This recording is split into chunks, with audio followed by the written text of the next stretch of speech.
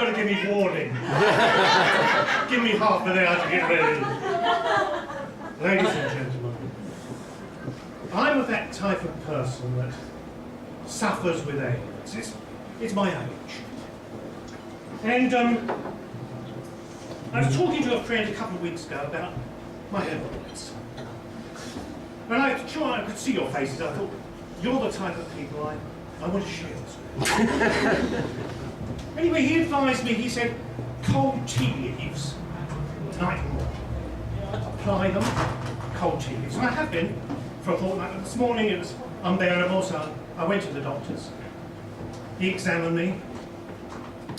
He said, I can't do anything for your pals, but you're going on a long journey. He said, while you're here, is there anything else that you're particularly worried about? I said, well, depression. I said, I suffer from depression from time to time. He said, it's nasty. He said, are there sort of episodes in your life when it started? I said, well, 16 was the first thing. I lost both my parents. What a card game that was.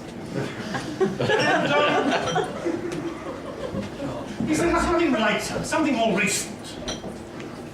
And I said, well, my wife did run off 2 weeks ago at midnight.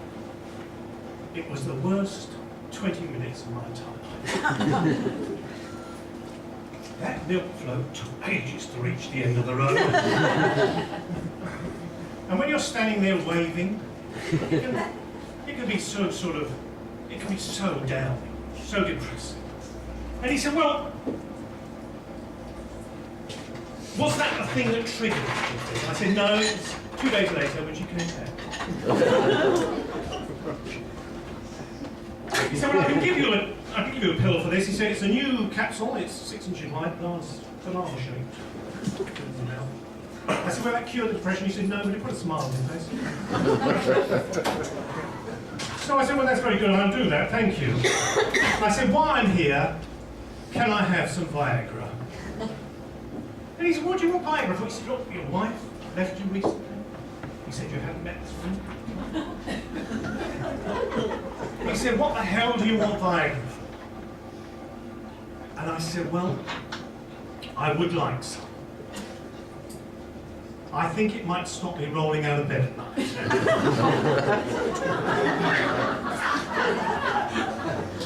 And he said, well, we don't prescribe Viagra for things like that. I said, well, all right, I'll have a half dose.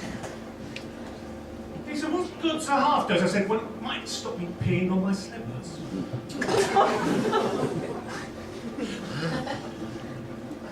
And I said, while I'm here, I've got a nasty cough. I said, could I have a prescription for the cough? He said, I'll give you industrial strength X-Lax. It's perfect. I said, X-Lax is not for a cough. He said, yes, it is. You won't dare cough.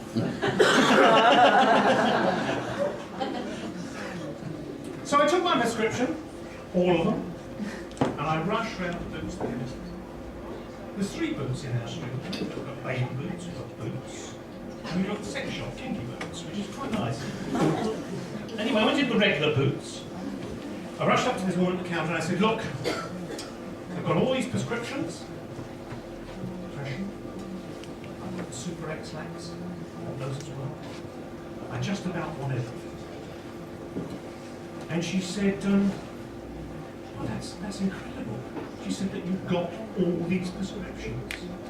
And I said, and there's also the problem with incontinence.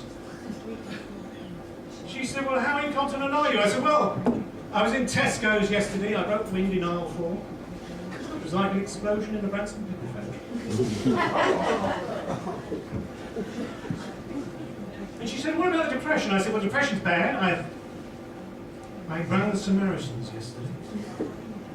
And I got this woman on the phone, I said, I'm terribly depressed. She said, so am I. You can't be depressed. I'm the one that's supposed to be. She said, I'm depressed. She said, I've had 6 callers tonight, and all 6 committed suicide. I said, that's dreadful. She said, yes, and one of those was the wrong number. So it is a worry. It is a worry when these things happen. And I said, well, okay, I'll take the prescriptions. And I said, oh, by the way, while I'm here, have you got any kind of And she said, what do you want condoms that big for? She said, that would hardly fit a mouse. I said, I know, we're overrun.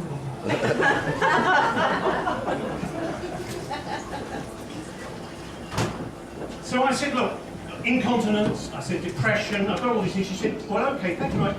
Would you be better off actually speaking to somebody who actually works here?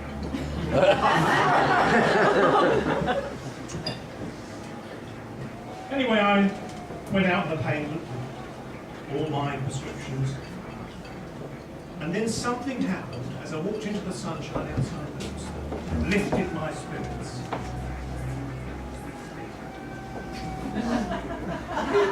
Lifted my spirits, because there was a blind man with his dog. And as I watched them, the dog lifted his leg and he peed down the blind man's leg. Do you know what happened? This man, he reached into his pocket, he took out a biscuit, he gave it to that dog.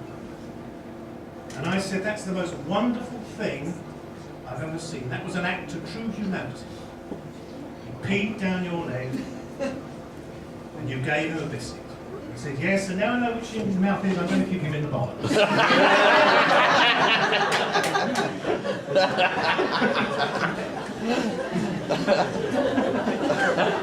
I took my mobile phone out of my pocket and I rang the wife. I said, look, I said, I've got the Viagra. I'll take it now, I'm ready. Brace yourself. I'll be in a moment. We'll have passionate love making for the next couple of hours. She said, wonderful. Who is this? When